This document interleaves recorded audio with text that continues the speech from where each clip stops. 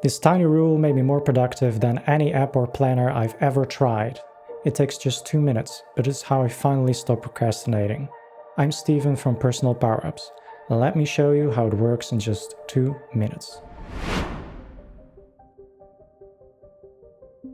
There are 3 versions of this rule. The first comes from Getting Things Done by David Allen. If something takes less than 2 minutes, do it right now. Quick email, dirty plate, short reply, just handle it. Because those tiny tasks don't disappear, they pile up on your desk, in your brain, and on your to-do list. And often, organizing the task takes longer than doing it. The second version comes from Atomic Habits by James Clear. When building a habit, make it take less than 2 minutes. Want to read more? Read 1 page. Want to work out? Just put on your shoes.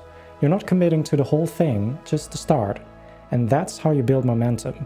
Small gets you moving, big comes later. The third version is one I've learned through experience. If a task takes longer than 2 minutes, do it for just 2 minutes. If you keep going, great. If not, no problem, you've made progress. And you can always try again later. Now, why does this work? Most people think they need more motivation to get things done. But motivation is unreliable. The 2-minute rule bypasses it completely by lowering the barrier to action. When a task feels big, we avoid it. But 2 minutes, that feels doable even on your worst days.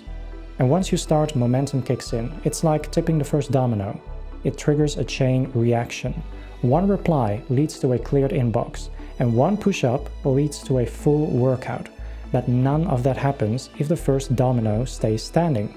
Because the hardest part isn't the task, it's starting. Try it out today. Under 2 minutes, do it now. Stuck on a big task? Try working for 2 minutes. New habit? Start tiny. This next video shows you how to stack these tiny habits into a powerful routine, the perfect follow-up to what you've just learned. Thanks for watching and see you next time.